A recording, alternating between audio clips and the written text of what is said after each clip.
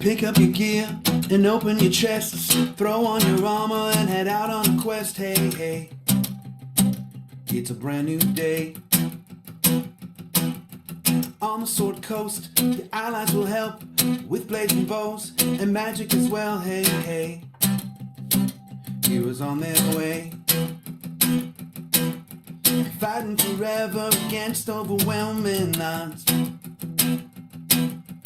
Fighting together in favor of multiple gods.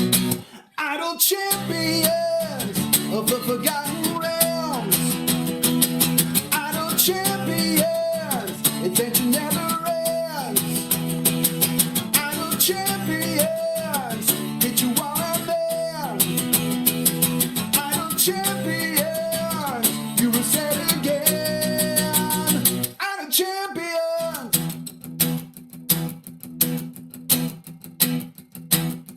From Waterdeep to Icewind Dale, head out to Chull or Shadowfell, hey, hey. Together we stay. Walk to the monsters, walk to the boss, walk to the right, it's never a loss, hey, hey. Bad guys to slay. Fighting forever against overwhelming odds. Fighting together in favor of multiple gods. Idle champions of the forgotten realms. Idle champions, adventure never ends. Idle champions, hit you all out there. Idle champions, you will say it again. Idle champions.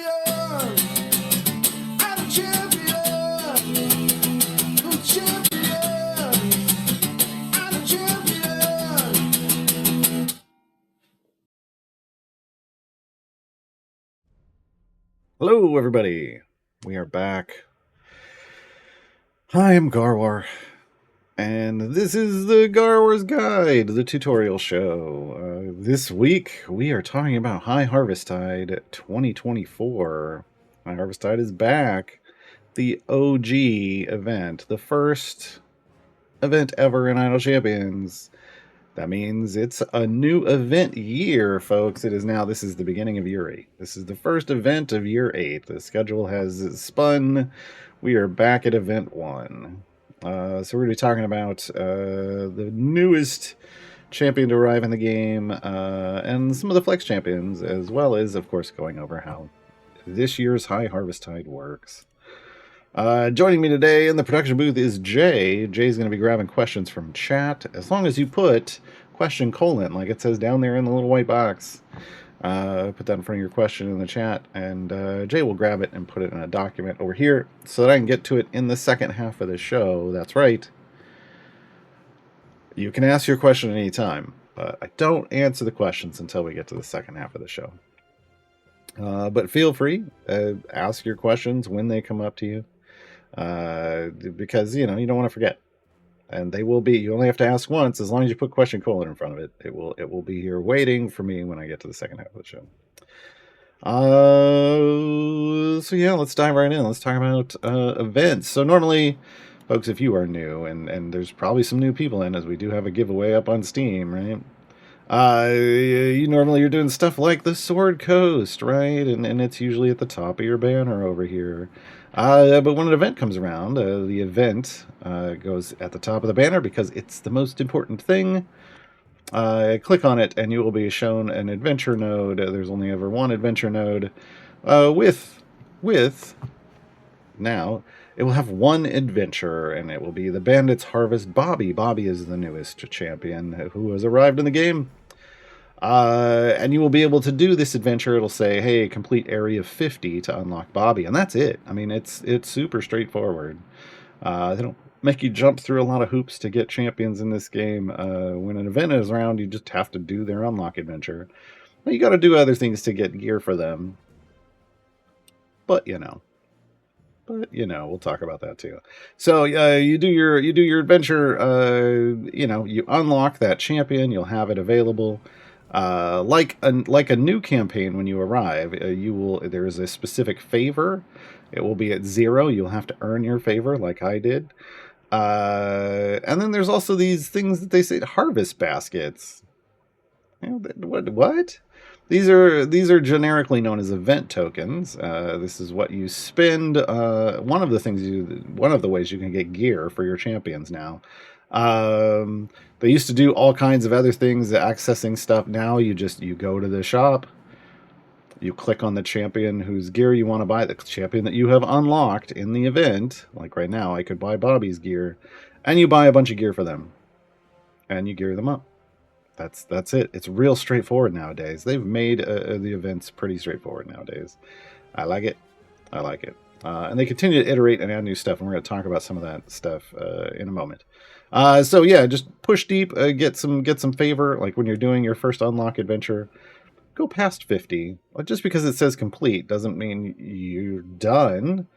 There's no restriction on the unlock adventures or on a free play. So go far, get some favor, because favor, Bobby would appreciate this, is the stick you beat things with in an event.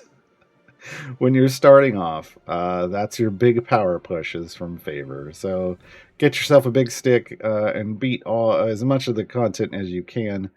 Nowadays, there aren't just 3 variants. I mean, there are 3 variants, but there's also tiers. You'll see there's a tier note after this. Tier 1. There are 4 tiers of difficulty of variants. They are the exact same variant each time, but as it shows now here, this is one of the nice recent improvements, there are higher tier goals. So the first tier is 75, the second 250, the third 600, the fourth 1200, and each variant has different sets all the way up to 1600.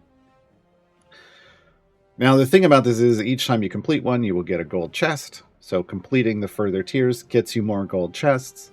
Completing tiers 3 and 4 gets you some extra rewards as well. We'll talk about that. Completing all of each tier fully gets you buffs for the champion that you're doing the variants for, and we're going to go over all of Bobby's buffs. What else was I going to say? Oh, tiers. I'm like, tiers. The tiers aren't meant to be done by everyone. Just straight up. If you are a new player, tier 1 is probably your jam. You might be able to, by the end of the event, be able to break 250. If you're an early game player, so you've maybe played in an event before and you've gained some power, tier 1 and 2 are your playground, right? If you've been through a few events, you've been progressing through the game, and you've got what I like to refer to as mid-game power, even if you don't feel you're fully in the mid-game yet, you might be able to tackle tier 3. And then more of the late-game power, which honestly nowadays you can come by real quick. You can start getting a foot into the late game and start completing tier 4 content sooner than a lot of people think. That's this.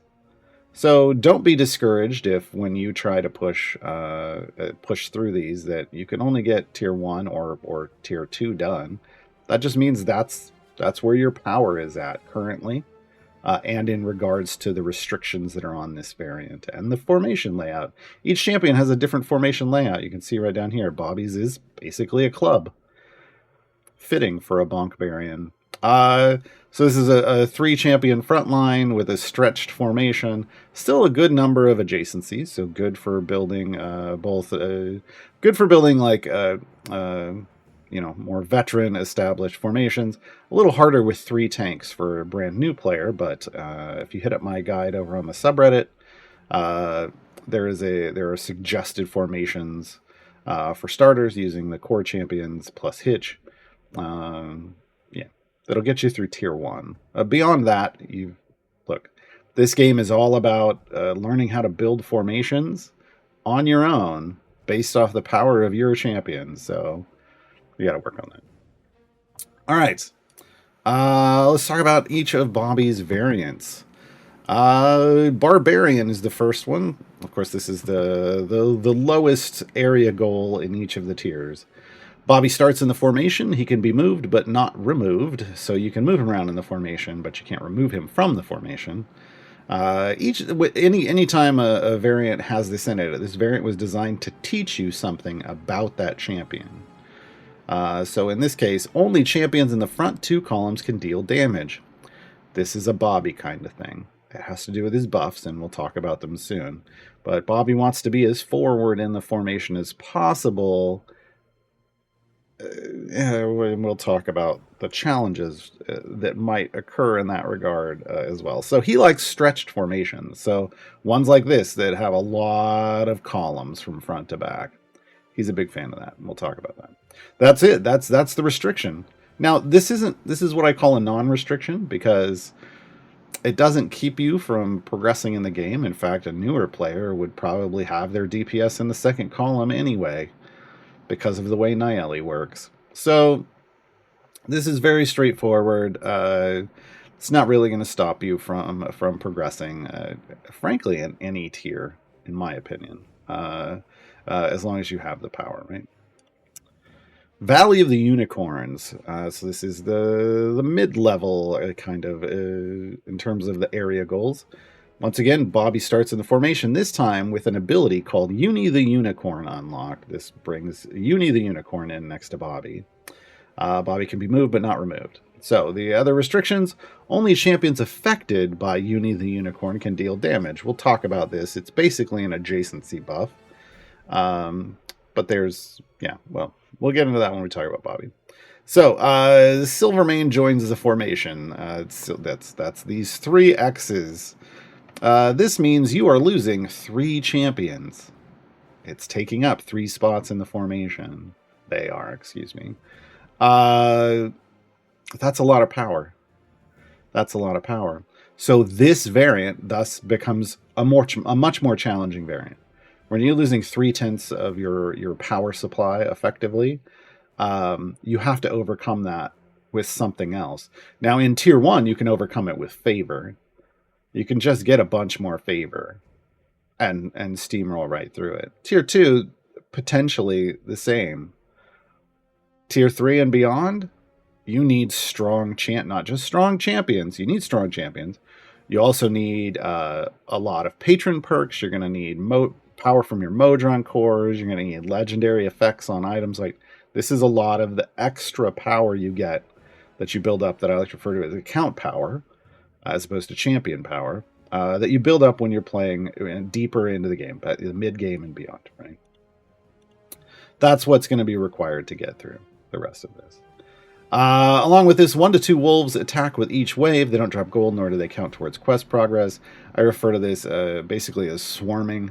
They're just trying to send a lot of things at you to try to hopefully mess up your tank and take them out. But it's as long as you've got decent damage, and honestly, if you've got a fire breath potion and a familiar on the field, that'll take care of a lot of that. As long as you're doing the damage, right? At the start of area 25 and 50, Kellic attacks as an additional boss that must be defeated. If you don't know who Kellic is basically, Bobby comes from the Saturday morning cartoons from 1983. Kellic is one of the enemies in those cartoons, so they are and appeared in other places in D&D as well. But so they are bringing back a little throwback stuff, because why not, right? So additional bosses can be rough. I actually haven't done this yet, so I don't know if Kellic has any special abilities that make it even rougher. Maybe we'll find out. Maybe we'll find out. But they don't note any here. That doesn't mean that he doesn't have any. All right. Yeah. So the thing with only champions affected by uni can deal damage. That's because that's how uni buffs adjacent. So again, you're kind of learning how Bobby's abilities work, right? All right. Avenger strikes back. Not the Empire Avenger. Once again, Bobby starts in the formation. He can move but not remove. This is going to be the highest area goal one. It may not be the most difficult. We'll see. Because, again, losing 3 champions worth of power is a big restriction. You may only use champions... Oh, excuse me. At the start of each boss area, so not just 25 and 50. Every 5 areas. Avenger arrives on his nightmare as an additional boss that must be defeated. Look, double bosses. It's annoying, folks. You may only use champions with a strength of 15 or higher, an age of 20 or younger, or who have a total ability score of 78 or lower. These groups are here for a reason. This has to do with one of Bobby's specialization choices. What they want you to do is not build a mix of these. They'd like you to go all in on one of them, because that's how his specialization works. And the more of whichever one of these groups you have, the stronger Bobby is, and either Bobby is or his buffs are, depending on how you're doing things, right? Whether he's your DPS or whether he's buffing other people. So that's what they're trying to teach you here. Okay. Again, one of those situations where this is one that's really depends on your bench, right? Like how many champions have you collected in the game? Are they well geared? Deeper benches deeper and more well developed benches are going to be able to clear 1600 no problem, like late game accounts. More recent accounts, yeah, it's going to be it's going to be challenging. I don't think it'll be challenging as this, but difficult to say, right? Difficult to say. It depends on how you can overcome this, right? All right, that's how the event works. Every champion is going to work like this. Every champion you unlock, you get access to in this event. Right now, it starts off with Bobby and one flex champion. We're going to talk about how to flex here in a second. And then once you unlock that champion, you get access to 3 variants. There are a lot of flex champions, folks. If we click up here on the banner for Highharvestide, we will get a bit more information. Right, so you can see how long the event lasts. Events now last 21 days. They started on Wednesday. It'll end on Wednesday. You can see your event tokens. You can see your favor. You can see something called event boons. As it says here, unlock event boons to speed up your progress and add a supporter slot to your event. That's this one down here, where it says unlock the supporter slot now by purchasing DLC containing an event boon. So like these DLCs are examples. Like here's an event offer. Let's click on it. Hey, look, it's a nightmare. Literally, it's a baby nightmare, like Venger rides, right? It's a familiar, and it comes with all kinds of stuff and an event boon, as well as event tokens, right? So the event boon basically gives you buffs. Event boons are buffs specifically for the event. Each level is basically you get 1 event boon. If you buy 2, you get 3, 4, right? Each one is going to give you a different level of power. They don't add up. It's just you get whatever the highest one is. So this gives you, it's basically like stacks of potions. So damage all champions, gold find, health, fire breath, and speed. Okay. The other thing up here is active augments. Each event, they have multiple augments that are going on that kind of change the functionality of the event to try to make it more enjoyable. They're experimenting with a lot of these. They've brought 2 back from the last event. One everyone wanted, and one... So the one everybody wanted back was multi-tier. So completing an event variant in a high enough area will award multiple tiers of progress. This is why it now lists off all those tiers on the variants. It's so when you hop in one, hey, if I just hop in this tier 1 variant, but I can go past area 1200. If you do it, it completes that variant and gives you the reward for each variant all the way up to tier 4. You can do 1 variant and be done with all 4 tiers of that variant. It's fantastic. Now, obviously not everybody can go 4 tiers, but if you can go 2, hey, you just saved yourself time. Why not do that?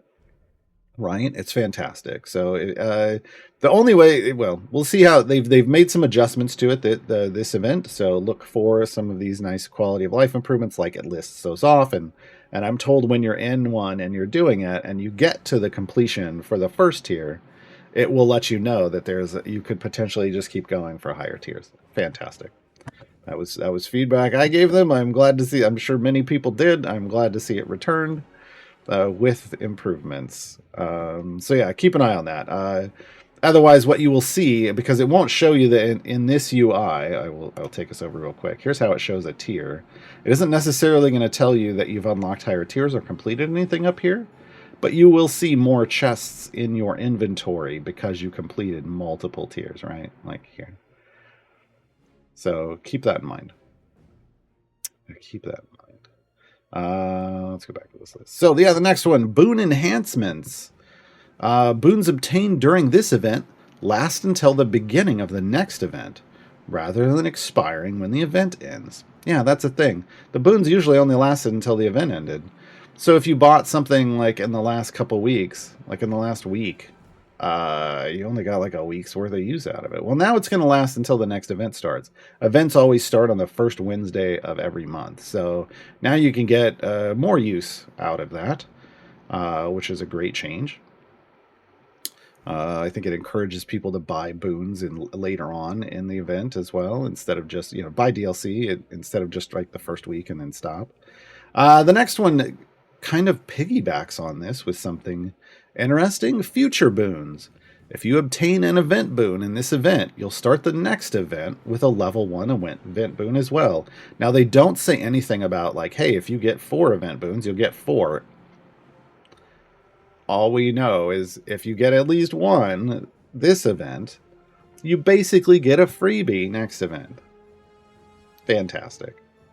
Fantastic. We'll see how that works out. So if you would ever thought about, hey, I want to throw down, like, say, hey, there's a Harvest Guard Dahani for $9.59 US. I'm going to pick that up and get myself an event boon. Well, you're getting it all this month, and you're getting it for next event as well.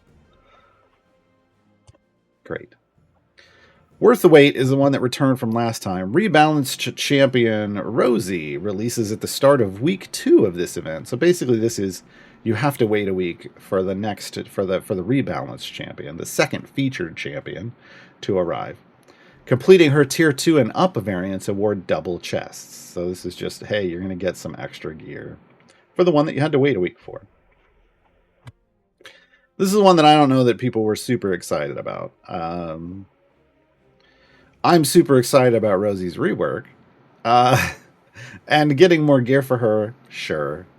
But this is one of those things, they're testing about how, like, if they release just one of the featured champions, then you have 1 slot the first week. Then the second week, you get the second featured champion and another slot at the same time.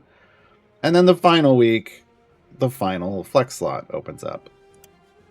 Look, it may be that this, as much as it's like a little odd to us that have played the game for a long time, it may be that this just works better for most people because you're not overwhelmed with a bunch of stuff on day 1. And if that's the case, if that's what their metrics show on their end of things, great. I know it's mixed reviews. I'm totally fine with it. But I know it's had mixed reviews from people. So Bobby is, of course, the one that you can unlock right away. As you said, you can get access to his information here. You can get information on his variants, what they do over here as well. You can get some information on his abilities. But we're going to open him up and look at his... Well, not open him up and look at his abilities. We're going to throw him in an adventure and look at his abilities. You can also see the rewards. Like, hey, there's a bunch of chests. And then here's the buff list. So top to bottom, they don't really tell you tier 1, 2, 3, 4. But tier 1 is... The tier 1 reward is the top one, and then you go down the list. So the further you go, the more buffs you can get for Bobby. And then over here, they don't tell you here either, but this is a tier 3 and not out here. This is a tier 3 and tier 4 permanent reward, permanent progress reward.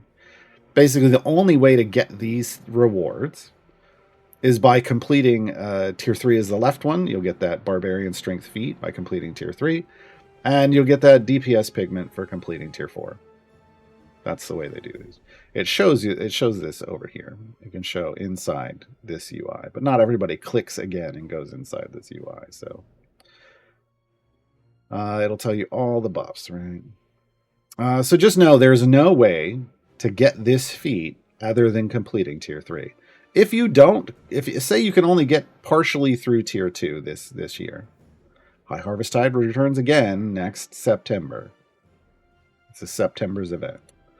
At that time, you will have, if you made it, if you did the first 3, if you did all of tier 1 and then you did the first variant in tier 2, well, that completion progress will show up next year and you will pick up where you left off with a much more powerful account, right? and you can just rock through stuff and get things there. But currently there's no getting access to these tier rewards any other way. All right, flex slots. So again, each week you're gonna have a flex slot available. These are what are referred to as the flex champions. Again, this is event year 8. So Bobby is the 8th champion to arrive in this event. There are 7 past Highharvestide champions here, plus 2 friends. Because there used to be 17 events in a year, and now there's 12, so they're having to move a couple champions into other events, and so that's what's happening here. Wolfgar and either Torrigar or Corazon, I can't remember. One of those two came in from another event, which is fine. Just more friends. Basically, a flex slot means you can pick any of these champions to unlock. You just pick one. There's 9 choices. Pick one. It's at the cost free. Your first week. They give you the first taste free. The ones in the subsequent weeks cost 3 time gate pieces. Now, if you're playing right now, there is a anniversary event on, and every day you log in, you collect an anniversary reward, and every day so far they've given out a time gate piece. So, collect those, and you can get your champions in when the flex comes around. Now, the supporter slot, again, this one opens up just by buying a DLC. Anytime you buy a DLC, you get it right away. And if you buy one DLC, remember how we said that future boons? If you buy a DLC this event,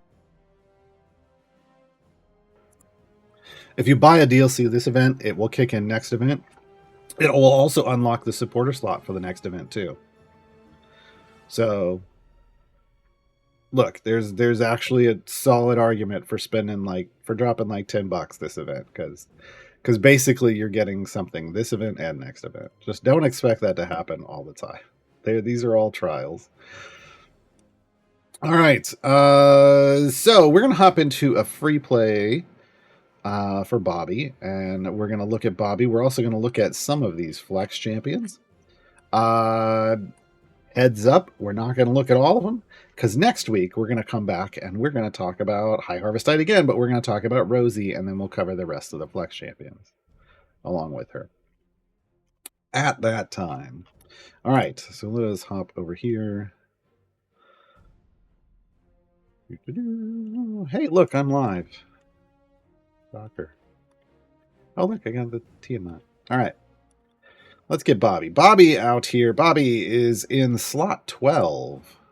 Here is Bobby, as I like to call him. He's a human barbarian, but I like to call him a bonkbarian. We're also going to get one of my friendos out here. Egbert's a tank. We're not going to put him in the tank slot at the moment, but we'll get there. We'll bring one of his friends out. Corazon. I think we're also going to do Puent. McKing. Puent is from the Legend of Drizzt series. Let's see. We do Torrigar. Now, some of these may be wearing skins because I roll like that. And then let's go all the way back to slot 1 and let's do Dahani. Dahani's got a fun skin out right now. All right, these are the ones we're going to cover today. Dang it, Bobby. Yeah. We could just do this like this.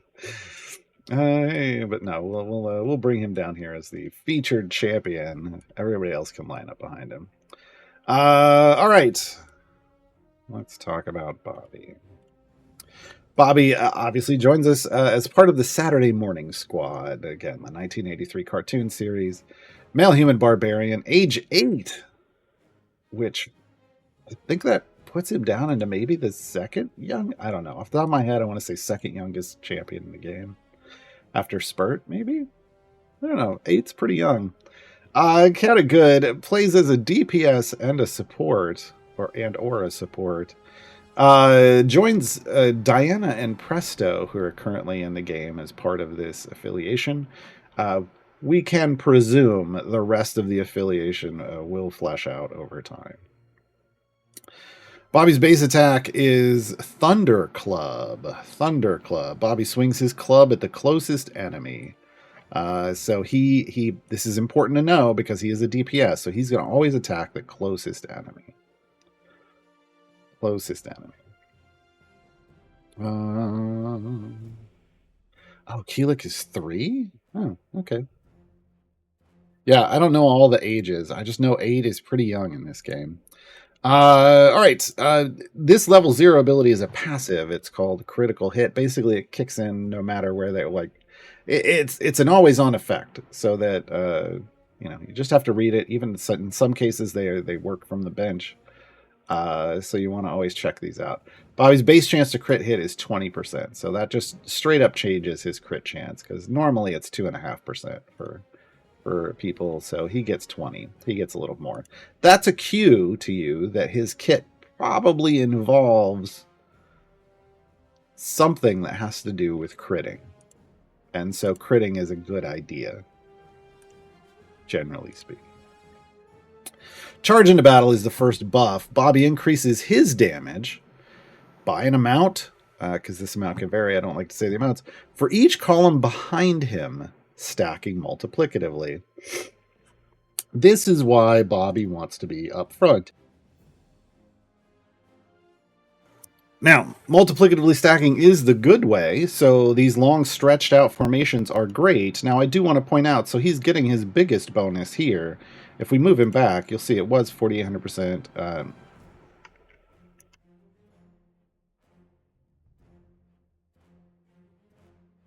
Bobby, what are you doing? Why does it keep changing and not in the ways it expect? I don't know what's going on. I don't know why it's not changing, folks. New champion, new bugs. Who dis? Basically, the longer the formation, the better. The further forward in the formation, the bigger the buff. Please remember, he is not a tank. They talked a bit about, like, yesterday on Dev Insights about, well, we've got, like, taunts in the game, and Diana's got a knockback, and you could direct enemies away. And look, he's not a tank. He probably shouldn't be up here. Are there cases where you might be able to complete content up with him? Sure. But he's probably just put him one behind. It'll be fine. I know it's a multiplicative, but look, if you're newer, he doesn't really belong here. I don't know what to tell you. I know they gave him an achievement. His achievement is literally I put him in the front for like 1,000 areas. Look, it's a thematic thing. In the cartoons, he always ran ahead of everyone and attacked like impulsively. Please remember that video game mechanics are not. It's important to understand the mechanics here. He is not a tank. He has nothing that would keep him alive if somebody hit him. Just is it 5,000 areas in front? I know it's a lot. That's ridiculous. Okay.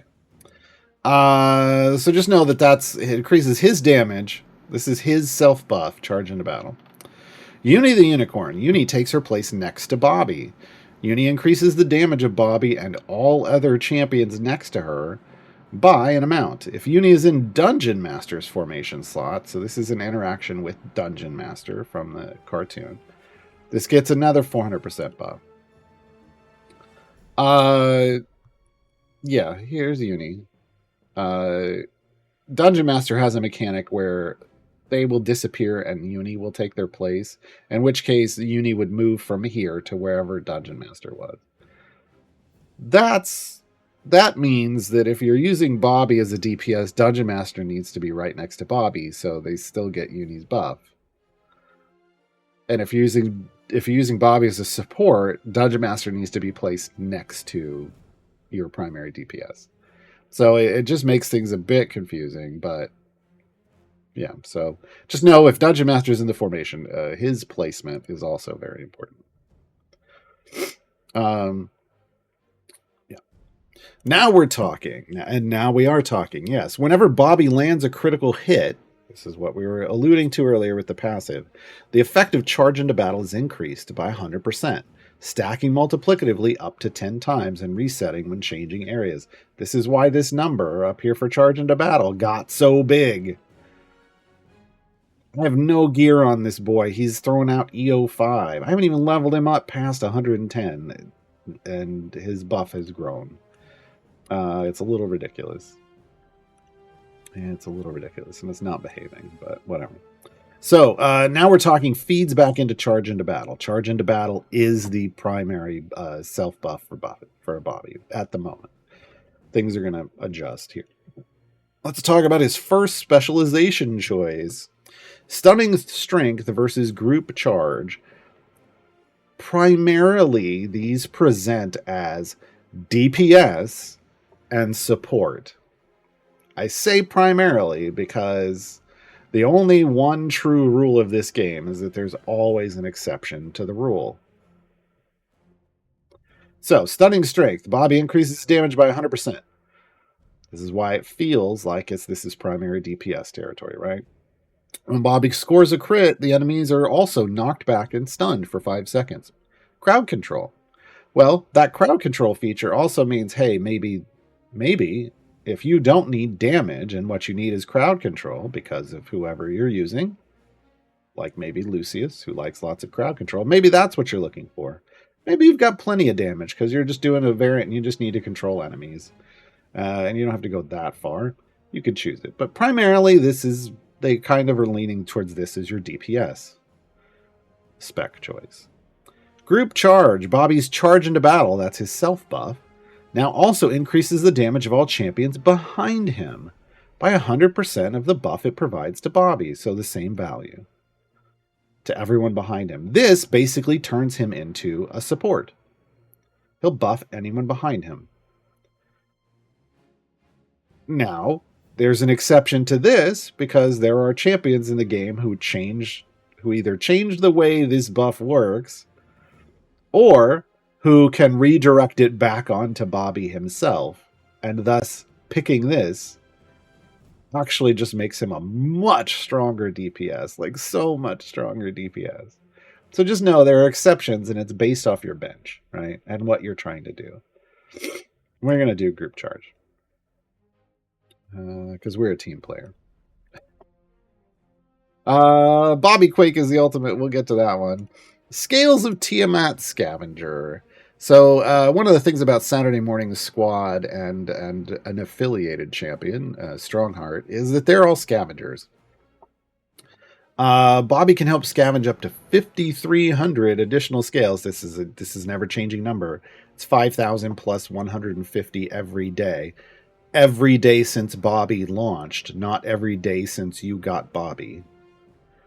So if someone's watching this 2 years from now, boy, that number has gone up. All right. So additional scales of Tiamat from boss loot sacks. They say additional. You don't get these scales from boss loot stacks, so they just get added because Bobby happens to find them there. While this cap is not reached, Bobby has a 10% chance of scavenging 10 scales each time a boss drops a loot bag. Okay. Basically, as you play with Bobby, he's going to get you more scales of Tiamat. Well, what are those, Gaarawarr? Well, I'm glad you asked. They're normally the reward from Trials of Mount Tiamat. Normally, it's the main reward from driving Tiamat back to the Hells in this mid-game and onward content. And you take them over here to the Forge, and you turn them into legendary effects on gear. So here, I'm stoked for Stokey. So this legendary effect that increases the damage of all champions with a wisdom score of 1500 by 200%. Level 1, and it can level all the way up to 20, doubling every time. It costs scales.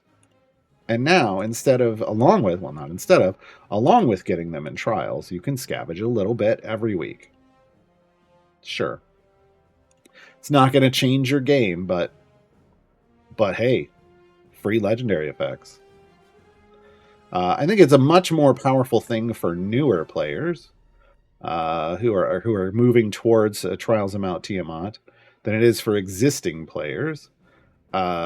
just because of the values. But look, as an existing player that's high end, I'll take it.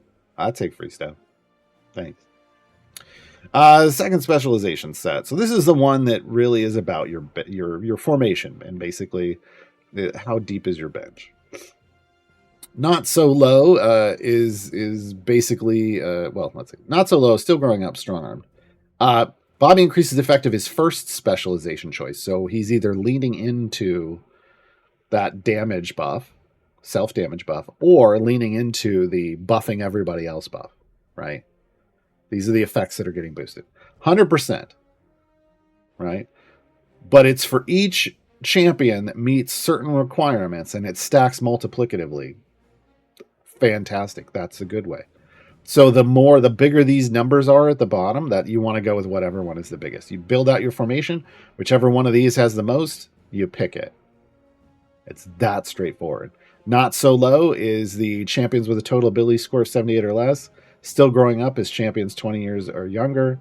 And strong-armed is the ones with strength of 15 or higher. Again, they make this real straightforward. You pick the once you build your formation, you pick the one with the biggest number. Okay.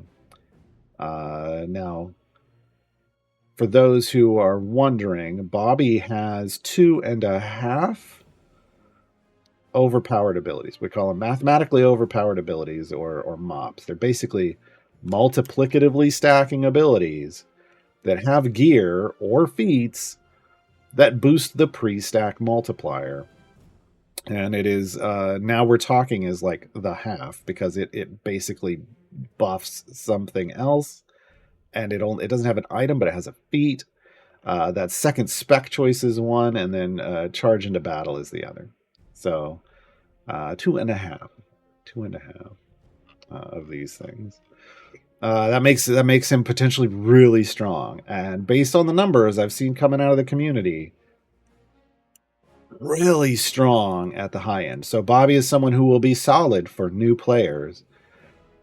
But as you progress through the game and you get, flesh out their gear, but also start building up item levels, they will take off in power and keep going.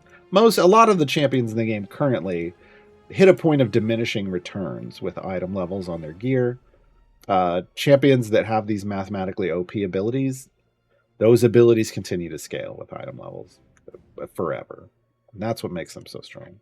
Potentially so strong. Because without the investment, they've got the mathematically stack or multiplicatively stacking going for them. But if you don't invest item levels, you're not accessing their power, right? All right, Bobby Quake is the ultimate. Bobby strikes the ground with his club, knocking all enemies up and back and stunning them for 5 seconds. Here's what it looks like. Boom! That's it. It sends a shockwave through. If there was a big pile of enemies on the screen, it would have looked better, but it is what it is, folks.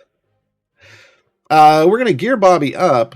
Wow, I have taken a lot of time. We haven't even talked out the rest of these champions. Let's gear Bobby up and let's talk about his feats real quick. We'll talk about the feats first. Damage all champions feats because he has a support. Self damage because he's a DPS. You got charge into battle. You got Uni the Unicorn. You've got stuff to help him crit more often. This is the one that's the event tier feat. It increases the max stacks. And now we're talking. That is multiplicatively stacking. So this is a very strong feat. Charge into battle. Look, any of these charge into battle feats are real strong because, again, that's multiplicatively stacking. This is another now we're talking one. So that's strong as well. Again, off the crits. And then that's the not so low, this second specialization choice. That's the other really strong multiplicatively stacking one, right?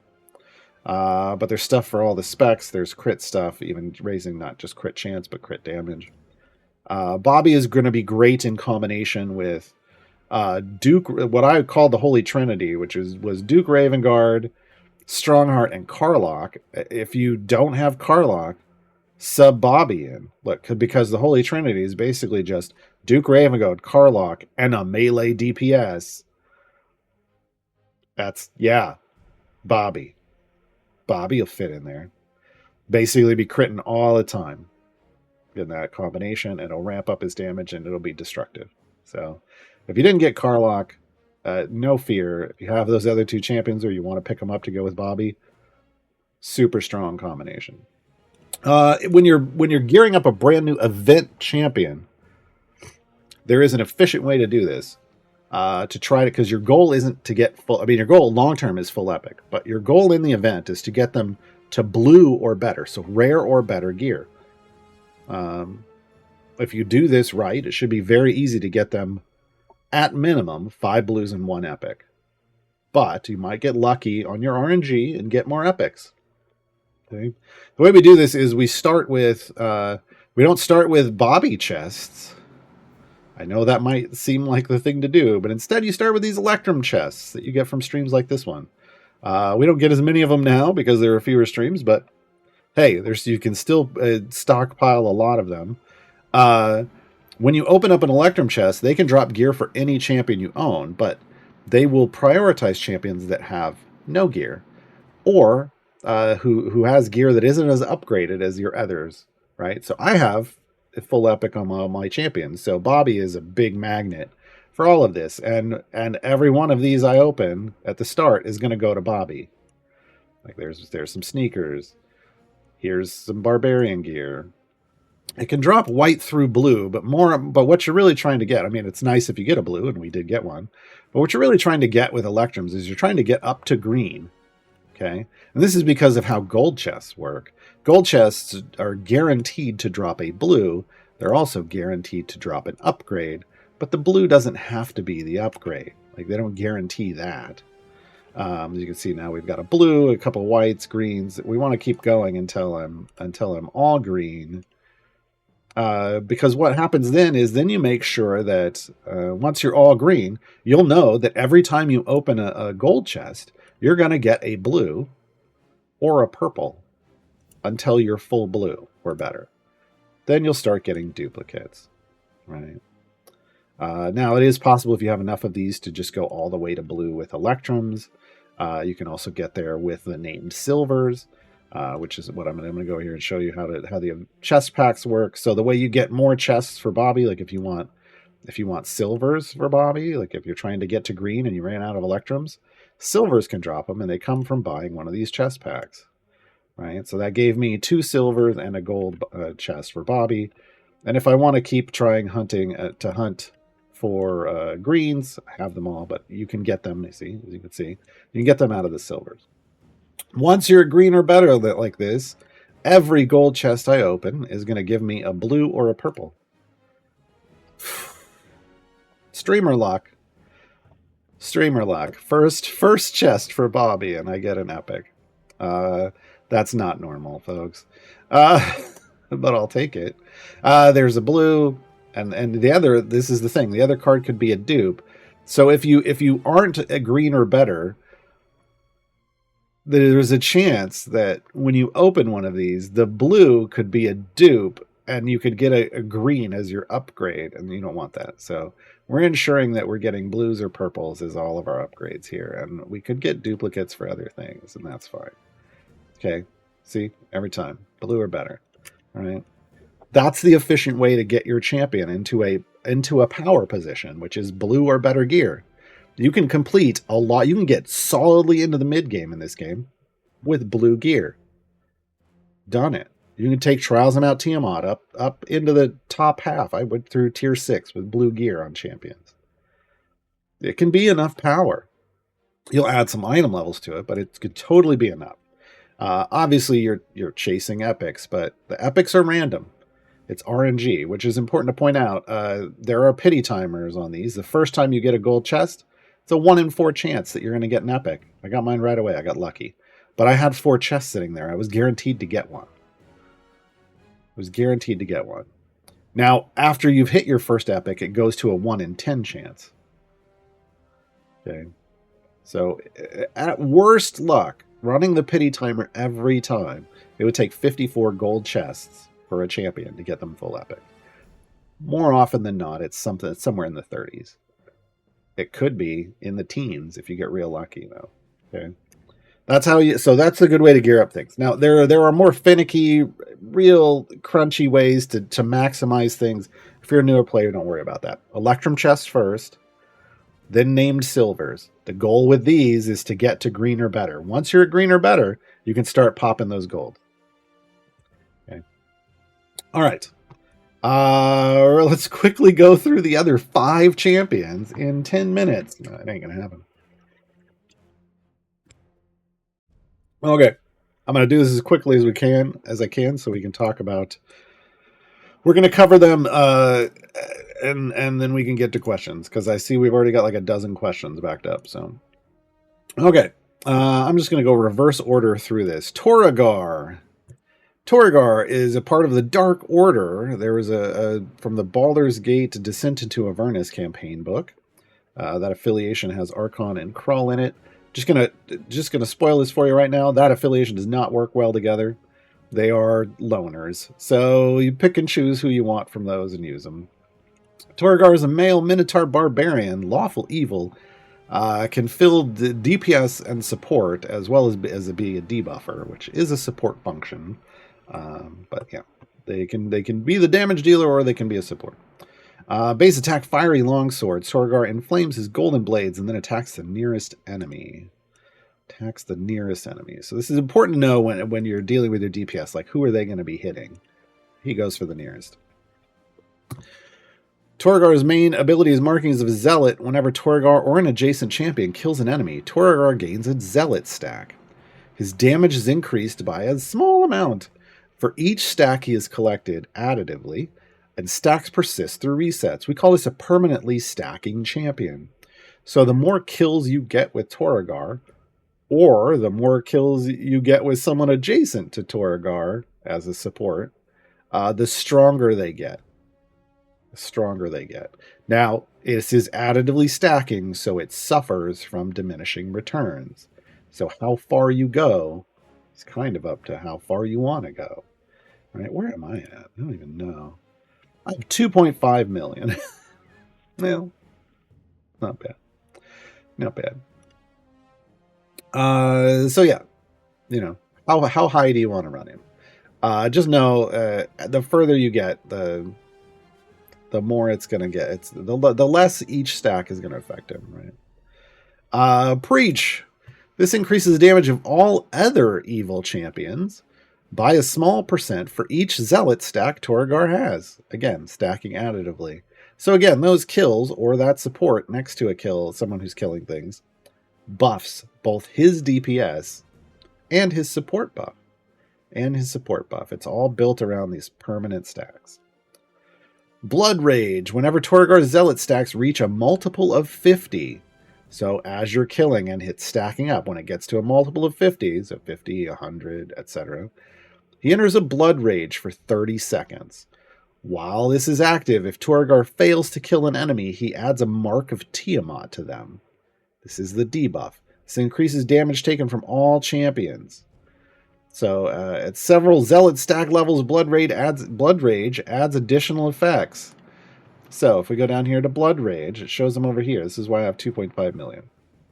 And then I didn't go further. Once you're up to 250 stacks, when they're marked along with the debuff, the enemy's stunned for 2 seconds. On top of that, after 2,500 stacks, it adds a small AoE to his base attack at 50% damage. That gives him some wave clear, because normally he's just hitting one thing. 25,000 stacks, it also adds on that enemy's attack cooldown is increased by 1 second. So survivability for your team. At 250,000 stacks, it adds on that Toragor now attacks 1 second faster. And then at 2.5 million stacks, the damage bonus from the mark is increased by 200% multiplicatively. So the debuff, right? So getting up to those breakpoints can give him further functionality, and honestly, you kind of want to get to really get an idea of how he's going to work in your formation. You got to get to that 2.5 million. So you got to spend some time using him as your DPS or as a support next to your DPS. His ultimate is Bull Rush. He lowers his head and rushes a random distant enemy, leaving a trail of fire in his wake. The fire deals damage over time to enemies who stand in it. This also, it doesn't say this here, it a later feature? This also should activate his Blood Rage. Let's go target. Oh, it's for here. Yeah, okay, good. Tiamat's Word versus Tiamat's Rage. It's a spec choice. So Tiamat's Word, Torgar now gains a Zealot stack when any evil champion kills an enemy. So not just him or someone adjacent to him.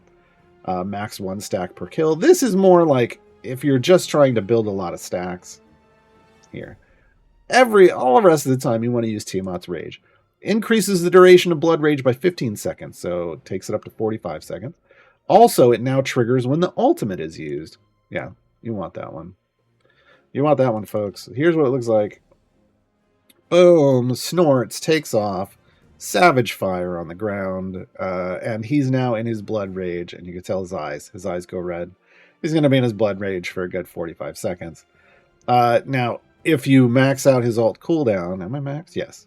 The ultimate cools down in 50 seconds. So technically with a familiar on this, there'd only be 5 seconds in every 50 where he isn't maxed out on all of his stuff, which is nice.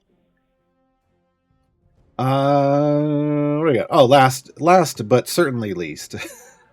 Sorry, folks. He is an older kit, and this part is not great. Dark Order Synergy. This was their attempt to make the Dark Order work together. It didn't work. Increases the effect of Preach by 100% for each Dark Order member adjacent to Torgar. That's not how the Dark Order works. But, you know, they tried, folks. This was a long time ago when they were still trying to figure out how to do affiliations. All right. Item-wise, increase the damage of all champions. Wow, that would be a weird item. Increase the damage of Torgar, because again, DPS and support. Then you got Markings of Zealot, Preach, the Dark Order Synergy, which is effectively a wasted item slot. And then Ultimate cooldown. Feats, everything you'd expect. Damage of all champions, self-damage, Synergy. Markings of Zealot, look, this is the one you want. And then you pick either, like, there aren't enough feats for him. He needs a rework, but you'd go either support with the Markings of the Zealot or self-damage with and this with Markings of the Zealot.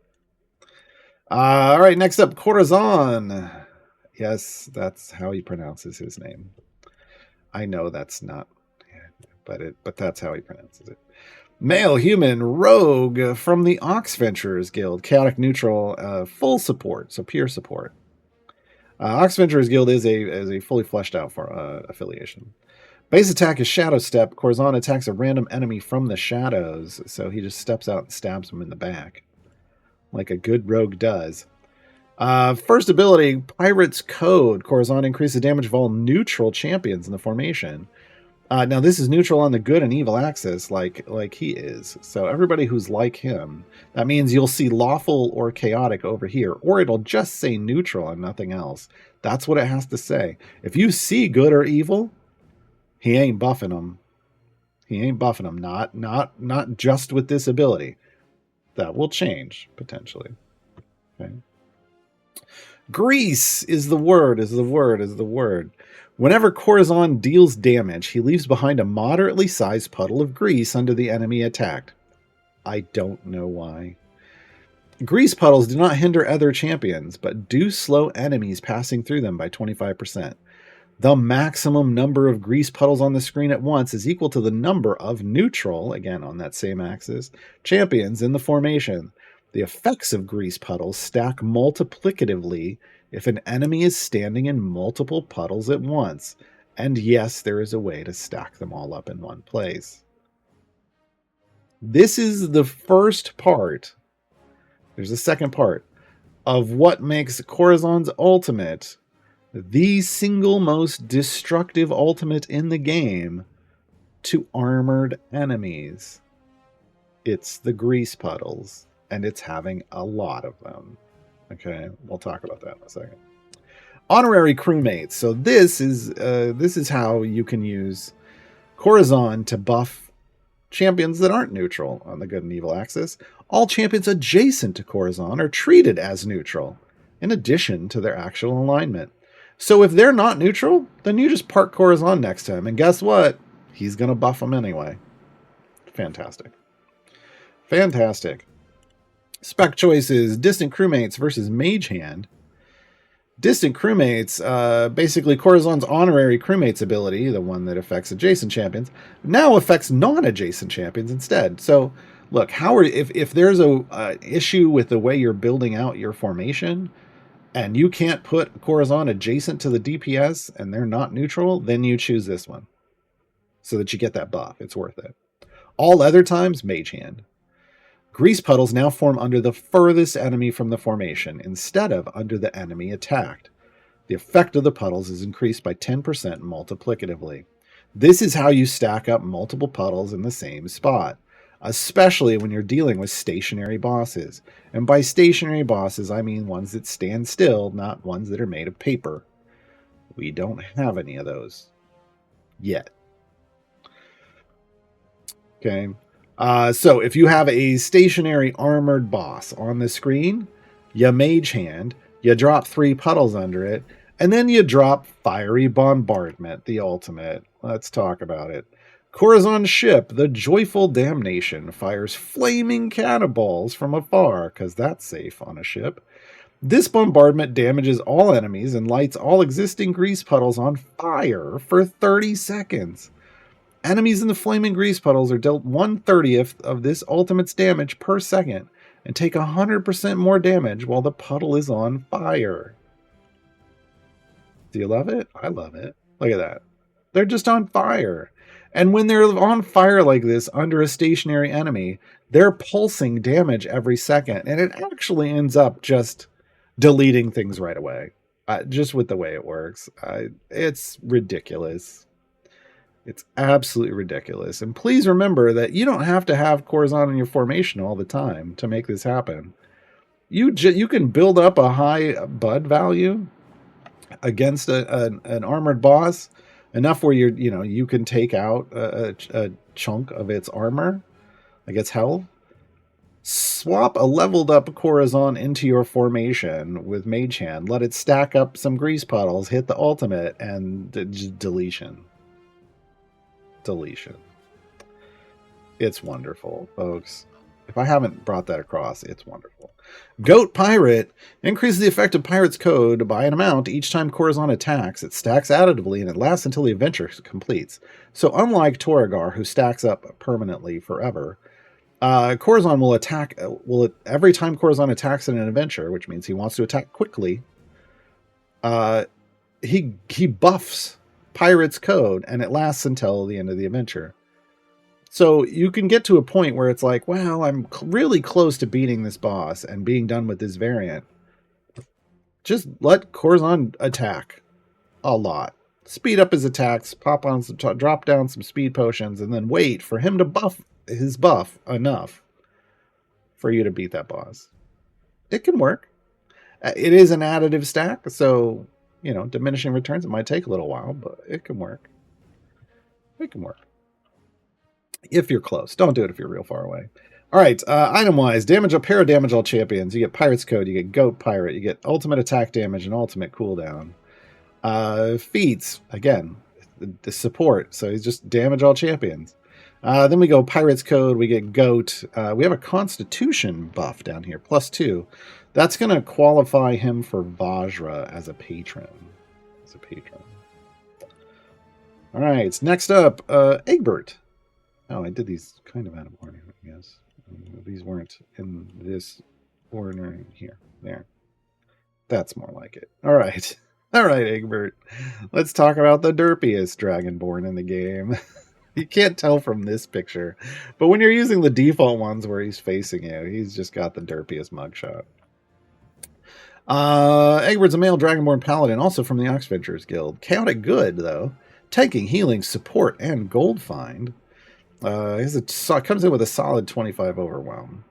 He is a ranged tank, folks. I know he's holding a mace, but he attacks with homemade bombs. So he throws a bomb at the nearest enemy, dealing damage and knocking back enemies in a small area. So he's like, I know I've got this mace, but look, I make these bombs in my spare time. Jeez. Egbert has an interesting mechanic based around absolute value. If you don't know what that is, and honestly, fair, it basically is a way to take a negative off a number. So you're just getting a pure number, and you're not dealing with negatives. Okay? So keep that in mind as we're talking about this. Egbert has a number of atone for the past. Everything is built around this.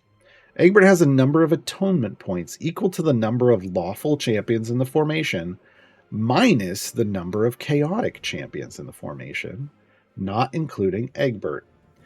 Egbert then increases the damage of all champions behind him by 100% multiplied by the number of atonement points he has squared.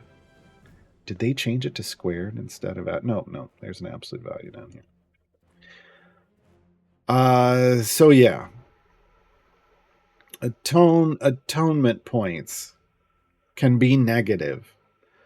And when they're negative, you're not getting a negative buff because the game's going to take the absolute value of the atonement points. So just look at it might be a 5 and -5, same number as far as the game is concerned, because they're going to take the absolute value of it. Okay. Or they're going to square it like they do here, which gets rid of the negative.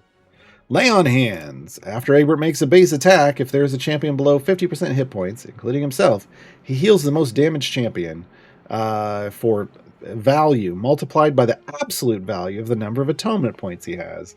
Look, folks, right now we're at a -3, which means the squared is 9, but the absolute value would be 3. Okay? That's how you do this. Friendly protection. Egbert increases the health of all other champions by 5% of his max health. This is his health share, multiplied by the absolute value of the number of atonement points he has. See how this is? Look, absolute value. Just take the negative off if there is one. But, yeah, you can't heal and buff in the negatives yet. More the merrier. Egbert increases the effect of atone for the past by 100% for each enemy on the screen. On the screen, not attacking him, because again, he has a ranged knockback attack, so they may never hit him. So just the more there are on the screen, the bigger the buff. And also for each point of enemy boss in rage, stacking additively. Golden scales. This is a gold find. Egbert increases the global gold find, that's the number up here, by 100% multiplied by the absolute value of the number of atonement points he has. So look, if you can't tell, building atonement points is the big deal. Okay. His spec choice, because again, this is lawful or chaotic is what it's counting. His spec choice determines what you do with the neutral champions. So the number of neutral champions in the formation is either added to the atonement points or subtracted. Added or subtracted. Now, it doesn't matter either way. We're going to end up with -3 either way. So, yeah. But that matters. You're going to go with the one that has the bigger absolute value number. Okay. Second spec choice, Smoky Bombs Health Kick or Ox Venture Capitalism. Smoky Bombs, all those bombs now also create smoke clouds that last for 10 seconds. And enemies in one or more of them take more damage from attacks and miss half their attacks. So survivability and a debuff. This is great. I use this the vast majority of the time when I'm using him to push. Health Kick. Egbert lays on hands, targets the 2 most damaged champions, and the amount of the healing is increased. Okay, so more healing. And Ox Venture Capitalism is the gold find boost. It increases the effect of golden scales by 100% for each Ox Ventures affiliation member in the formation, stacking multiplicatively. So once you can get 2 of them, then the 2 or better, great. So, yeah, I'm going to go with the smoke. Smoke on the grease puddles. There we go. There we go. Lavasha Mauve is the ultimate, and it's exactly what you expect it to be. Clouds come down from the top of the screen and part, revealing the head of Lavasha Mauve. Radiant light shines out from behind Lavasha Mauve's head and illuminates the area. Enemies take ultimate damage, and the champions deal 1,000% more damage for 20 seconds. This is the god Egbert worships. Ready? It's a cow. It's a cow, folks. Look. Look. It is what it is. All right, item-wise, we get damage all champions. We get gold, straight-up gold find boost. You get health, which is what you want for a tank. You get a tone for the past and the second specialization choices, plus ultimate cooldown. It is a holy cow, folks, literally. You get support, the damage all champions items. You get a gold find. You get health. You get a tone for the past. You get lay on hands. You get golden scales. You get the second spec choices. You get overwhelm. You know, he's actually got a good variety of things. He could use some more, but it's not bad. All right, next up, Pwent. Thibbledorf. Pwent. That's his actual name. Pwent is his last name, folks. Male dwarf barbarian, basically bodyguard to Brunor Battlehammer. He is not affiliated with the Companions of the Hall, though, to be clear. He is not a companion of the Hall. He is Brunor's bodyguard. Chaotic Good, support and debuff. His base attack is Spiked Hug. It's a melee attack, because he's spiked, folks. Pwent lowers his head and rushes to a random enemy using his armor as a weapon to cut and injure the enemy. His passive ability, is Bleed. You probably guess why. When Pwent attacks, he causes all enemies he damages to bleed, taking a half a second worth of bud damage every second for 20 seconds. This is amazing. This basically makes him a kind of secondary DPS, because as long as that damage is high enough, like as long as your bud damage is high enough, this can even remove armor segments. Okay. While an enemy is bleeding, attacks that target them have a 20% higher chance to crit, stacking additively. So his chance is normally 2.5, but once he makes somebody bleed, it's now 22.5. So it's an interesting kind of reverse thing. He basically crit debuffs the enemy.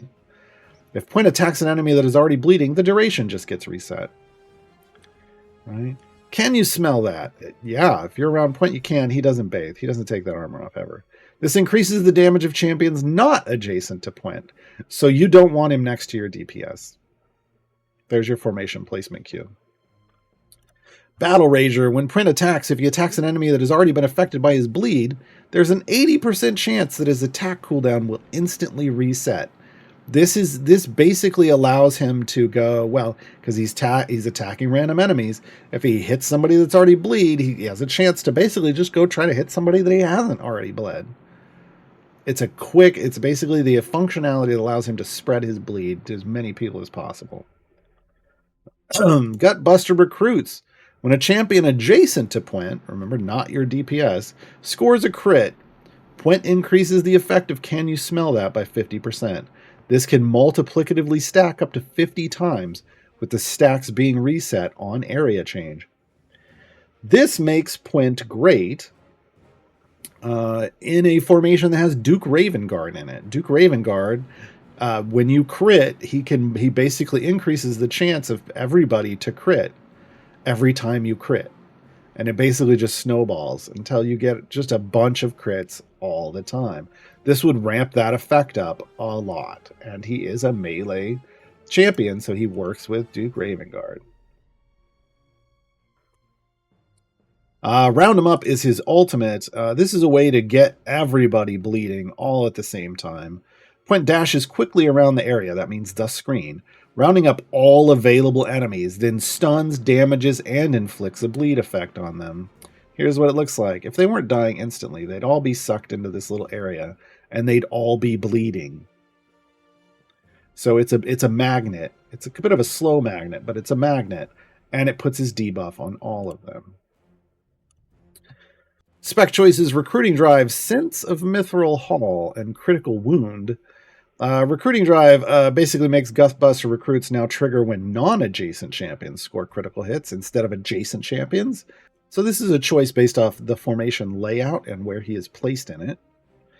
Sense of Mithril Hall increases the effect of Can You Smell That by 200% for each dwarf champion in the formation, and it stacks multiplicatively. Look, folks, when they finally do enough dwarves in the game for me to have a full dwarf formation, this is all that's getting chosen. Right? It's going to be so strong. Critical wound. Attacks targeting enemies that point has caused a bleed have a 40% chance to be critical hit, up from 20. So this could greatly increase your crit chance. Greatly increase it. All right. McKing. Yes. Brunor McKing. While not a member of the Companions of the Hall, Pwent fully supports them in their quests, like good friends do. Your formation gains 1 Mithril Hall stack. Pwent increases the damage bonus of Can You Smell That by 100% for each Mithril Hall stack you have, stacking multiplicatively. This is a Companions of the Hall affiliation bonus. He contributes even though he's not one, and he benefits even though he's not one. So it makes him a good addition to Companions of the Hall formations. All right, item-wise, damage all champions. Can You Smell That? Gutbuster recruits, ultimate attack damage, and ultimate cooldown. Over here we have, he is a support, so damage all champions. He can increase the effect of his bleed. He can boost Can You Smell That? Gutbuster recruits. He's got Mithril Hall feats, so he can add even more stacks, and when you're doing companions formations, you want these. You want these. And again, there's another bleed one, so you can really get his bleed effect going pretty wild. Last, but certainly not least, Dahani. Probably should have saved her for next week, but that's okay. Dahani joins us from the Rivals of Waterdeep. This is a fully fleshed out affiliation. Female Aarakocra Kinsey Monk. She attacks with her Fists of Fury. She attacks the nearest enemy and one other random enemy. She's chaotic good. She provides DPS, gold, and a debuff. So she is not a... She kind of can... she's really a DPS, folks. Let's just say that. Could she potentially, in a pinch... debuff? I don't know. We'll see.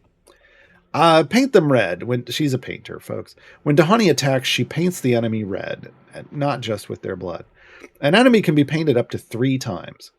Dahani's damage is increased by 33% for each stroke of paint she has applied to a normal enemy in the current area, and 1,000% for each stroke of paint she has applied to a boss in the current area, stacking multiplicatively.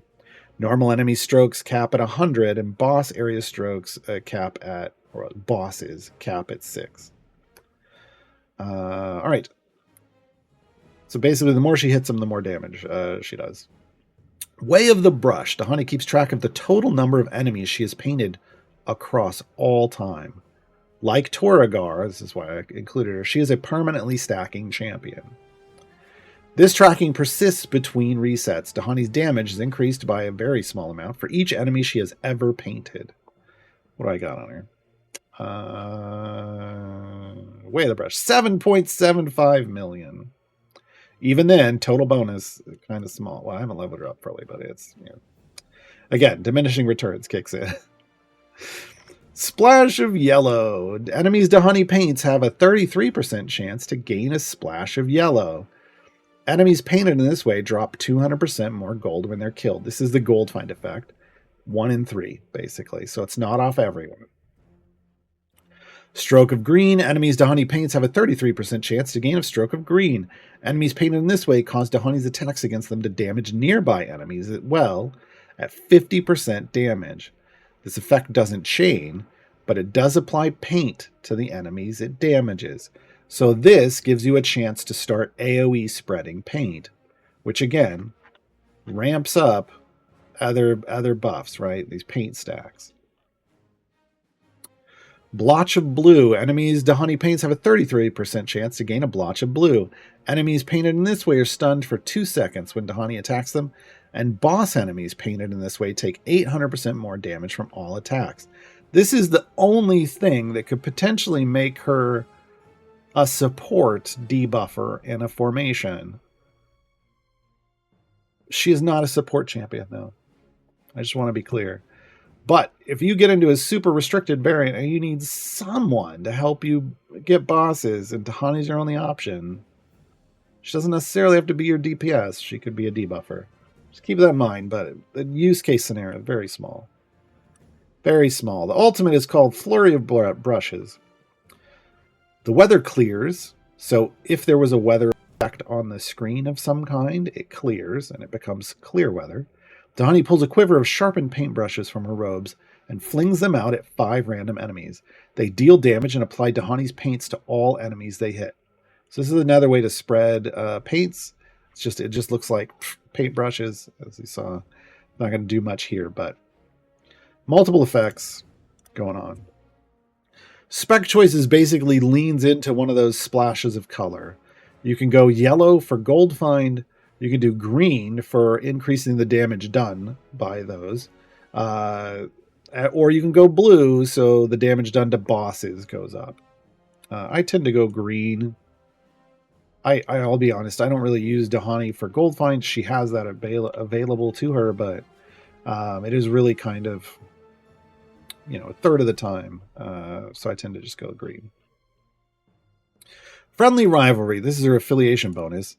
Dahani's damage is increased by 200% for each rival of the Waterdeep in the formation, stacking multiplicatively. So if you build out a full formation, she gets a lot of damage, and she's going to want to be the primary DPS in that scenario. Item-wise, pair of damage items, self-damage items. We get Paint Them Red, you get Rivalry, ultimate attack damage, and ultimate cooldown. The feats, generic with at least one interesting one. We get some gold find, we get self-damage, you get Paint Them Red, Friendly Rivalry, you get Spec Choices, so you can boost what you're choosing. She does get increased chance of applying yellow or green splashes, so you can lean into the gold find or into the damage boost that I like. Kind of that AoE spread. And she has that int feat +2. This allows her to qualify on her own for Strahd patron stuff. Let's move this progress on. That's all the champions we're going to cover today. I'm going to come back. We got like 30 minutes. And I got 16 questions. So we're going to do a lightning round. It's always rough with it. It's going to be rough doing these event ones because as we keep going further and further into event years, there's going to be more and more champions to cover in 2 streams. So I will be right back. The song we're going to break with is Torrigar's song. This is Savage Fire. Enjoy.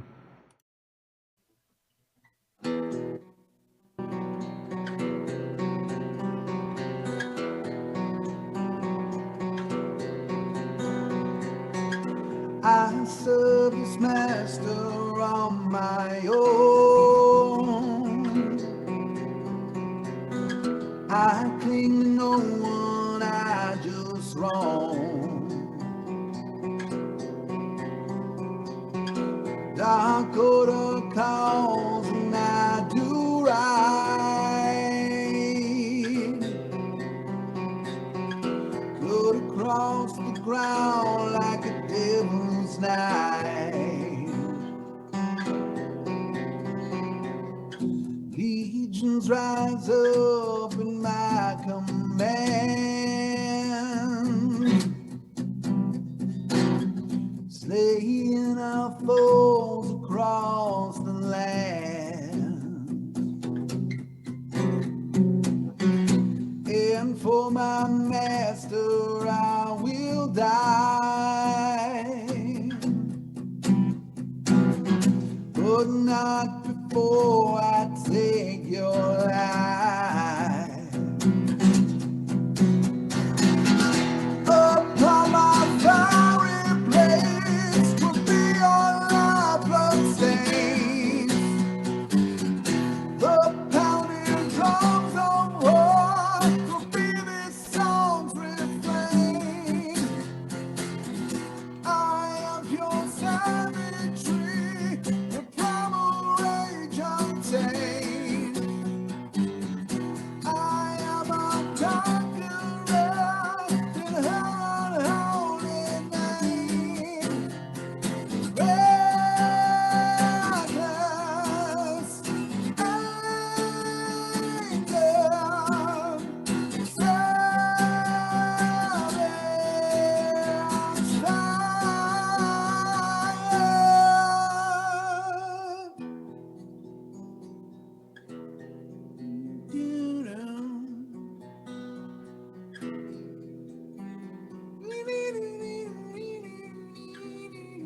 Solo.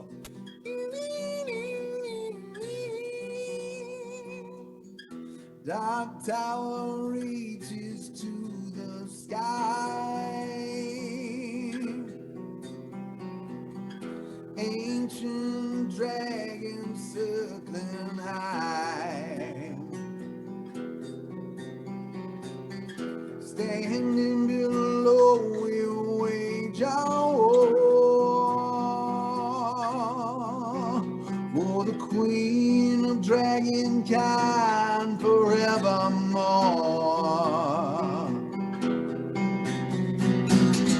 We are unstoppable, we are her righteous wrath. We will set her free, I can let us on this path. We are pure savagery, and primal rage untamed. We are the conquerors in her unholy name. Rise,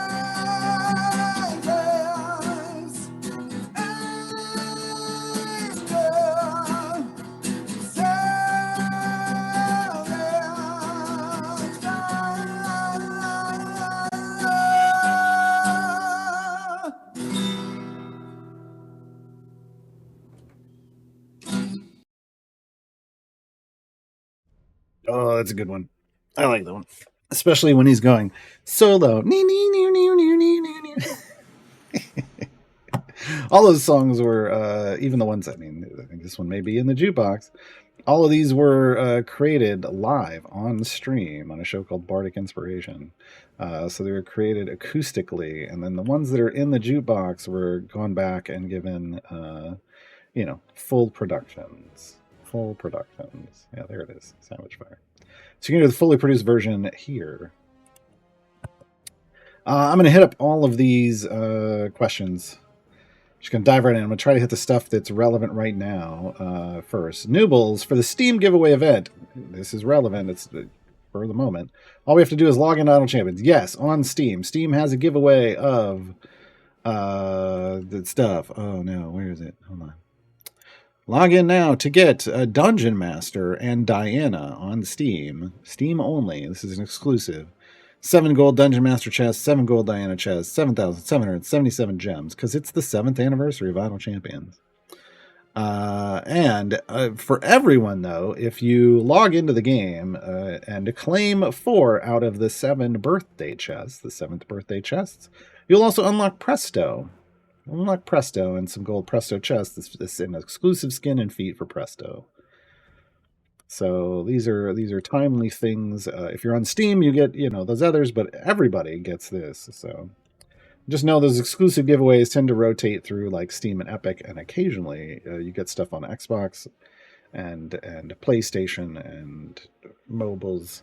I think there's an Xbox Game Pass thing going on right now, maybe, or was it PlayStation? I think it's Xbox. I can't remember. I don't have a console. All right. Pranali, with the Unicorn variant, with Dungeon Master helps spread the uni buff. It just moves. It just has a chance to move it to a different place, and it's only when Dungeon Master isn't in the formation. So I don't know that would be the best idea.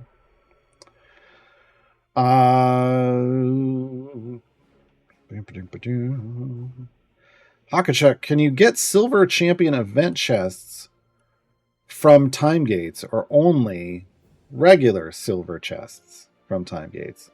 Only regular silver chests. Wait, no. It's regular. It's so in a town.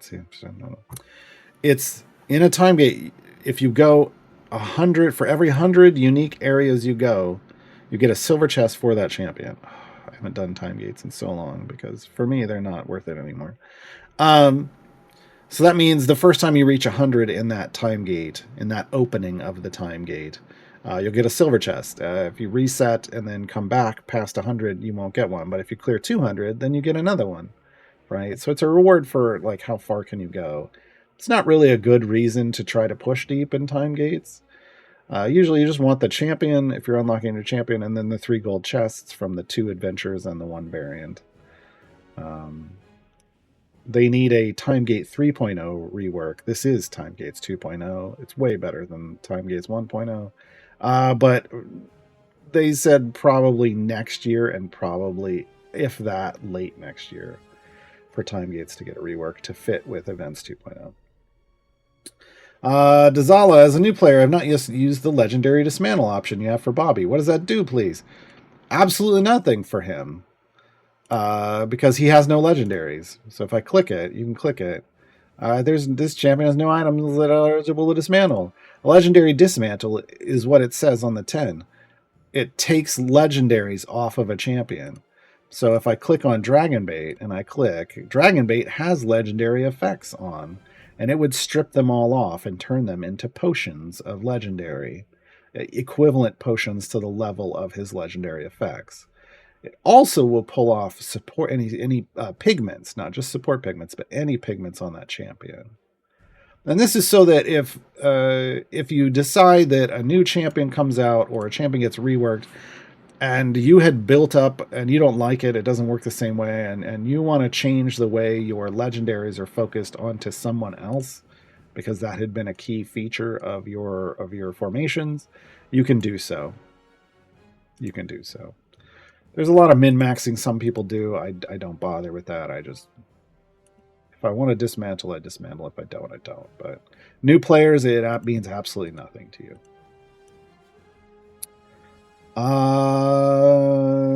Certain between Wolfgar, Torgon, Corazon, and Dahani, which one of these three is least gear dependent? And as such, should I leave to a time gate? I think they're all pretty equal. Yeah, I don't think it matters off the top of my head. What you're looking for is mathematically OP abilities, and off the top of my head, I don't know that those 4 have them. Yeah. So you do you.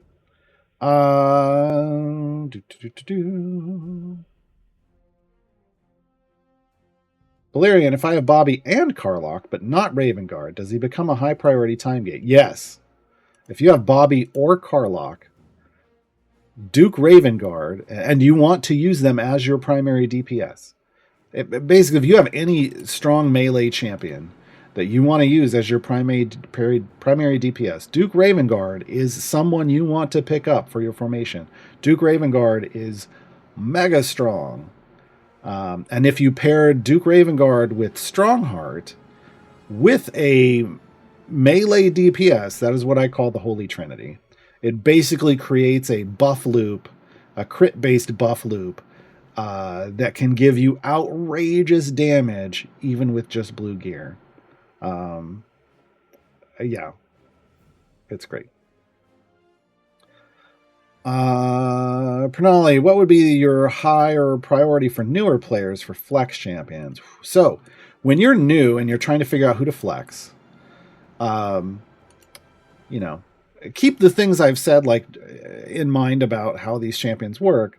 But ultimately, what you're trying to do when making this decision is you're looking at the seat they're in,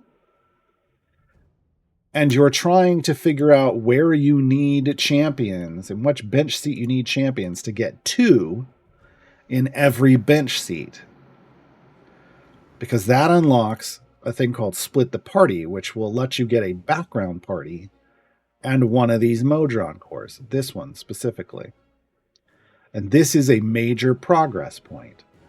So you start off trying to get 2 in every seat, and then you want to get 3 in every seat to unlock a third party and get the fast core, which is this one, which is my favorite core. There is a Split the Party 3, which takes 4 in every seat, but I don't prioritize that as highly. I think once you get to Split the Party 2 and you get your fast core, that's the big deal. That's the big deal.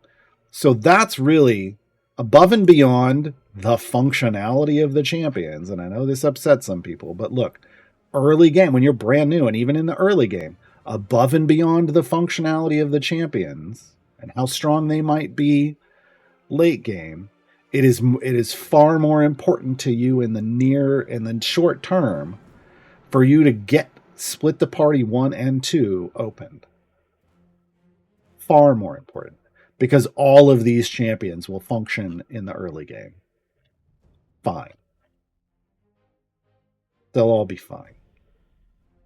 So what you need to do is pick to fill those bench seats. So, and they list the bench seats here for you, so you know which seat they're going in. That's how you want to pick your flex champions. Now, once you keep that in mind, there are other things to look at when flexing. If you have multiple options, for instance, do we have multiple options? We do. We've got Certainty in seat 5 and Point in seat 5. And now, so if you need a seat 5 and there's 2 options, how do you decide between them? There's 3 types of groups that I feel is super important for you to build as a new player. Well, as any level of player, but everybody else later on has figured this out already. You want a speed team. You want a pushing team.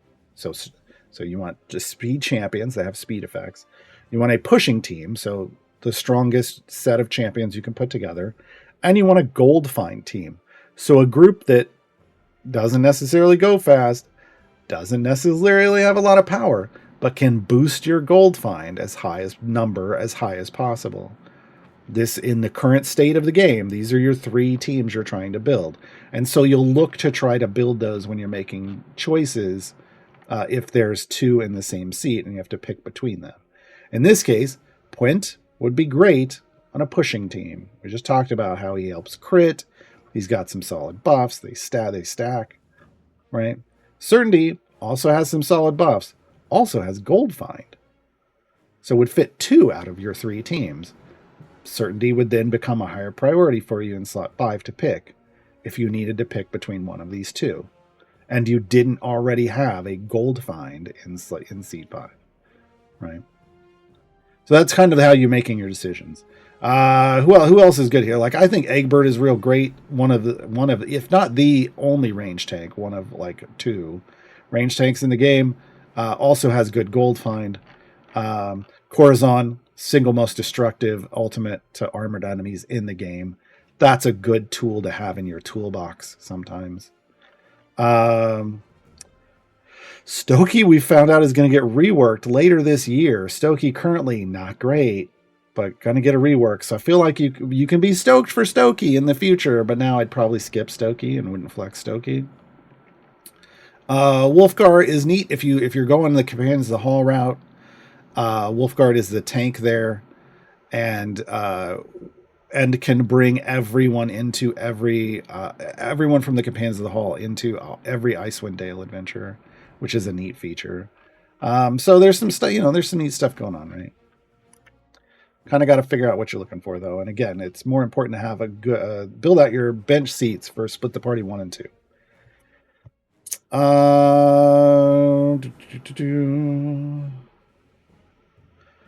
In regards to critting, Vahirian asks, does 200% crit chance mean you double crit?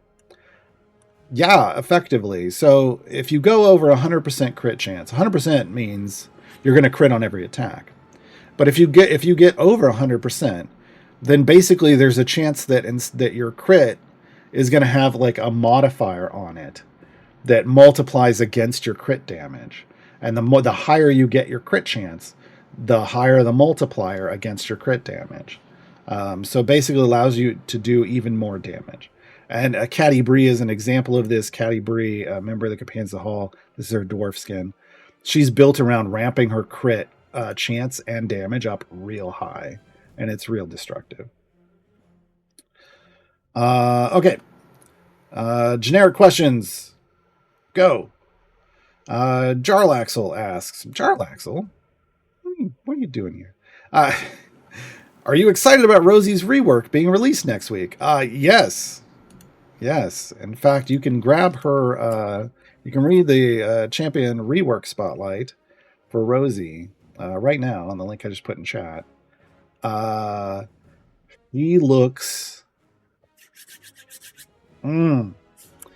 I have long been saying I'm waiting for the rise of Grandmother Night. Rosie Beestinger's assassin name was Grandmother Night. She was a leader of a group of assassins. And I know she never quite played that way in this game. Or she will now. She looks destructive. She looks destructive. Between her and Bobby, it feels like this is a pair of really destructive DPS champions. And I love to see it. I love to see more really strong options for a wider variety of play styles, so everybody doesn't have to do the exact same thing. Yeah, looking good. We won't know the exact numbers, of course, until Wednesday. To Skippy, trying to finish Frida's Hellish Rebuke achievement and is painfully slow, getting less than 1,000 kills per hour. Is there a good way to complete this quickly? If you're trying to farm something like that, it's based off enemies hitting your her or people adjacent to her if you pick the right spec. You kind of have to find a sweet spot area to sit on where enemies don't die until they attack your front line, and then just pop speed potions. It's probably better to be done in a place like Mad Wizard on one of those portal areas, so the spawners are real fast. If you don't have champions that spawn extra enemies like Melf or Tatiana, you just got to give it time. Just got to give it time. Demon, grrr. Is there another tank besides Miria who can tank from the back? No.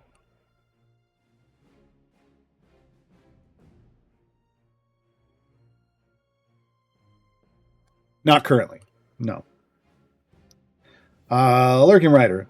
Obviously, basing this on pure speculation, do you think Rosie's rework is improvement enough that you might remotely, possibly, maybe, once in a blue moon, potentially use her as your DPS instead of Karlach? Look, Karlach is Bay, and right now I am a Karlach main. Man, Rosie makes me happy, though. So, I mean, there's a potential. Both Rosie and Bobby make me real happy. So there's the potential that that I might have 3 mains. I can try main. I don't know. We'll see what happens. Helga P. Do new players see the Forge before beating Avernus? No, they do not. 13 RNZ. Which champs have the mathematically OP abilities you're talking about? I have a list of those. It is in a guide called Blacksmithing Contracts 101. Why is it in a blacksmithing contract guide, you ask? Because they're the champions that get the most use out of blacksmithing contracts. I'm gonna link it in chat. There is a list, and I'm gonna have to check. This doesn't include Bobby, but Bobby is now part of this list. And please understand, not all mops are equal. You have to use some of your own judgment here. All of these champions have at least one mathematically overpowered ability. Now, the level to which it's mathematically overpowered varies. Esmeralda, Thalora, Lae'zel, Presto, Gromma, Artemis, Spurt, BBEG, Dynahair, Antreus, Desmond, Dadius, Valentine, Ashara, Krond, Krull, Alindra, Shadowheart, Jim, Black Viper, Venersa, Umberto, Warduke, Duke Ravengard, Birdsong, Diana, Eliwick, Astarion, Aeon, Warden, Avrin, Strongheart, The Dark Urge, Archon, Penelope, Miria, Will, and Bobby currently. It's a lot. Now, some of them have multiple mathematically OP abilities. That list shows you, what the things are that does that. It gives you a starting point to figure out where you want to go with that. Christian, 1980. Does it make sense to level champions over the soft cap if you've already unlocked the 4 improvement slots, like the 4 feat slots? Does it help to reach a higher game area? It depends. The only one, like generically speaking, the only one that it's going to help out even a little bit is your primary DPS, as every level you put over their soft cap is going to give them like a 1% extra DPS. There are a couple champions in the game. I'm not going to go into this. They're into lists. There are a few champions in the game who can give you buffs based off the number of levels you've over-leveled champions. So it depends. Depends on who's in your formation.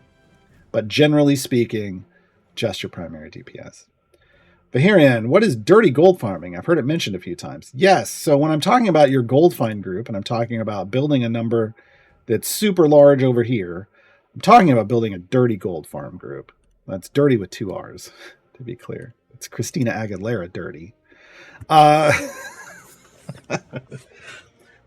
Dirty gold farming has risen in the community recently. This is not, I saw somebody put in chat, this isn't just normal gold farming. No, it isn't. In the past, there have been different kinds of gold farming. The currently functional ones is regular gold farming, which is literally just pushing as deep as you can with your group and farming gold at your wall. Okay, it doesn't mean swapping any champions out or anything. It means just using whatever pushing group you have to go as far as possible and farming at your wall. That's normal. That's normal gold farming. Okay, there's a Zaka farming, which I feel it isn't as important anymore, and honestly, I don't even use it anymore. Which is a manipulative form of gold farming where you are going to a high area boss level, killing all but one enemy, swapping out all of your champions into gold find champions and gold producing champions as part of this, and then using Azaka's ultimate to bully them for their lunch money, because Azaka's ultimate in one of her spec choices basically makes enemies drop gold as if they were killed. So you're ramping up your gold find, but your damage goes down. You're getting gold as if you were killing anyway. All right, this was a manipulative form of gold farming that was used for the majority ever since Azaka came to the game, and up until Turn of Fortune's Wheel got introduced. Turn of Fortune's Wheel is a high difficulty campaign that basically has no gold in it. Oh, I mean, honestly, if we're being honest, it basically you just can't get any gold through normal methods. Pushing deeper doesn't really change the gold that drops like it would anywhere else. And it became incredibly difficult to get gold at all. It just is incredibly difficult to get gold at all there, and thus to get favor there. And thus, dirty gold farming was born. Kind of, I mean, it was always a thing you could do. It just didn't matter as much until then. And what it entails is building a formation, not unlike an Azaka farm formation, where you're just focused on boosting this number as high as possible. But that means leaving out champions that have on-hit gold drop effects, like a Dahani, or like a Krull, or like a Freely. Those have no place there, because what you're doing is you're getting the highest percentage gold find available, and you're not killing with that formation. You're killing with a Fire Breath formation based off Bud, based off your pushing group. So basically, you push as hard as you can. You set a very high Bud where Fire Breath is killing everything on the level. You hot swap into a save formation. See, I got one right here. Dirty Gold Farm. That's going to have a high gold find percentage. And you just soak up the free gold, dropping off the Fire Breath kills. That's the dirty part. You're not even working for it because you're using someone else's damage. And then as they stop dying, you switch back to your pushing group, reset it, do it again. That's dirty gold farming. It's basically the best way now, even from the start. Like, this is why I said, even as a brand new player, speed group, pushing group, gold find group. I use it on my most recent new player account, and it's fantastic. It's just not a thing that was ever done until Turn of Fortune's Wheel came out. The way people gold farmed before was Azaka farming, or regular gold farming, but this is not what we have ever considered regular gold farming in 7 years of this game. It has its own name now. Christian, back again. One concept I don't really yet grasp is base damage. So base DPS. Oh boy. Sometimes it falls for apparently no reason.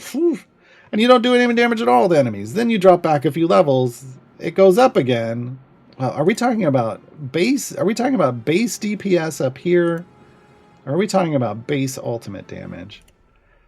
Then you drop back a few levels, base damage rises again, suddenly you kill the enemies you couldn't even hurt, but you're doing it instantly. What's going on? Well, I don't know which one of these we're talking about. So let's talk about both. You're talking about Bud. Okay, well, just real quick, I want to be clear. Anyone that doesn't know, these two things, base DPS and running average, and base DPS is a function of like it shows things green above. This is a lie. This is a flat out blatant lie, and you should never use it. I don't care what the devs say. They're wrong. They've been wrong for years, and they refuse to admit it. It's a lie, and this tooltip will tell you a lie if you read it. I tell you that it's a lie. Running average is just not quite as bad of a lie, but also a lie, and these numbers are wholly inaccurate. Bud is what you want to use, your base ultimate damage. This is one of two numbers in the game that you want to use to figure out how good your formation is. The other number is this one up here, the area you can actually push to. Okay. Base ultimate damage is literally your DPS, your damage per second calculation off your highest hit that you have recently done. Okay. You see hit, E163 damage divided by 4.5. What's the 4.5? That's Dahani's base attack speed, giving you her actual damage per second, and that is your Bud. Okay, you'll see the buy number below, and it tells you how many seconds ago. That's because your Bud degrades. What you're seeing is your Bud degrading. You were on a level where your Bud was able to develop to a very high number, and then you move forward, and your damage on your champions went down. Most likely, I don't know for sure because I'm not looking at your formation. Most likely because of some of these in-area ramping effects, like Bobby's. Every time he crits on a single area, his damage goes up and his buff goes up. But when you move, it resets. Right? So until you get that number back up to the same value again, you're not gonna kill anything anymore. Right? That's what's going on with Bud. So the longer it's been between, you ramp up your damage, you can. People refer to it as Bud spiking, but it's almost using one term to cover two different things. It is you are ramping your Bud up very high on an area, and then you're moving forward. And fire breath potions are how you carry that damage to the next one. But sometimes you can't, right? Most of the time you just die instantly. That's why I drop back 30. Well, that you need to work on your formation building, Christian. That's all I can say. This is a function of the formation you built, and you need to learn your champions. Your champions, if you learn their abilities, this will make sense to you. There's a reason why it's happening, and it has to do with how your champion's abilities function. You need to figure out what's going on. If you're dying instantly, or they're not dying, or something like. This is a function of the formation you built.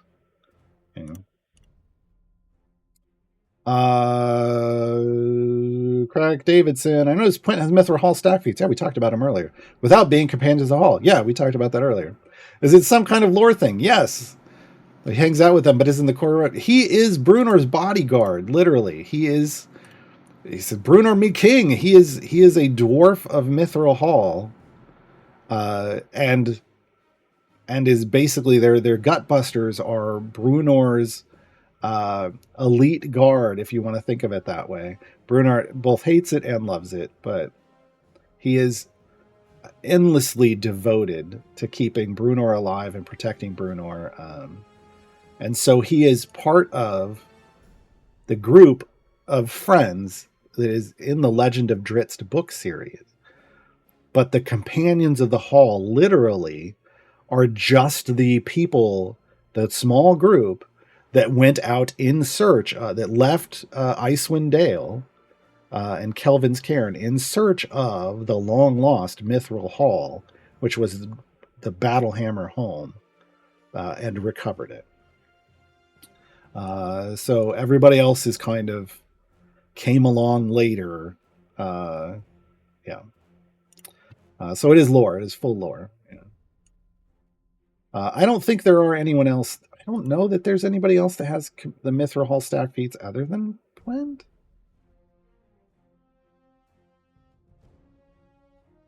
The other people that came from that book series are Jarlaxle, who doesn't have Mithril Hall feats, because in this game his snapshot is as kind of a morally neutral yet somewhat bad guy. But that isn't, that's not all of Jarlaxle's story. And Artemis isn't. Artemis is snapshot in this game is as the enemy of Dritz Do'Urden. But that is no longer reality in the book series. There's like 40 something books. There's a lot of character development. And we don't have anything really that, other than a couple skins that really reflect the modern version of the Companions of the Hall. So there's like a Rukia Caddy Bree skin. That is her current incarnation, literally. Yeah.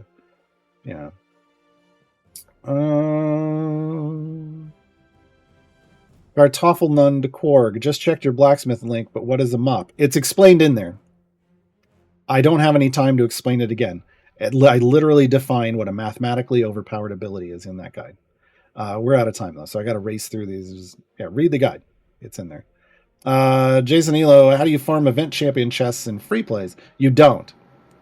Not in an event. That's a time gate thing. It's capstone. No. You don't do that. You don't do that anymore in this game. That's events 1.0. We're in events 2.0. All you got to do is collect these tokens, these harvest baskets, and then go over here in the shop. Like now I don't have any, you'll note, because I went into the shop and I bought gear for Bobby, and now Bobby's geared. But you just clicked here, and for whatever champion you want to buy him for, you spent 7,500 of them on chests. Nope, not doing that one. Not doing that one. Those are jokey questions. We're good. You know who you are. You know who you are. That's going to be it for today, folks. Remember, next week, return. We'll talk about Rosie and the other Flex champions that we didn't talk about today. We'll get a good look at Grandmother Night. Thank you to all of you for being here and asking the questions. Thank you to Jay for grabbing the questions today. If you like, this is the last stream of the week here on the CNA Games channel. They will be back on Tuesday. Yeah, usually. However, I stream Idle Champions on Mondays and Wednesdays over my channel, Twitch TV/Gaarawarr. You can click there on my name and chat if you want to toss me a follow. But we also play other games over there. And right now we're playing through God of War, the most recent release. I guess it's not the original. I don't know. I never played the originals because I didn't have a console. But this is the one with Thor and Odin and all that stuff going on. We're playing Gaarawarr. Come join me as we play through and have fun times in that. If you'd like, in about an hour-ish on today, I'm going to go get lunch and then I'll be back. The song we're going out on today is in honor of the enemy of the Saturday Morning Squad. It is "You Could Be My Dragon Queen," a song for Tiamat. Have a great weekend, everybody.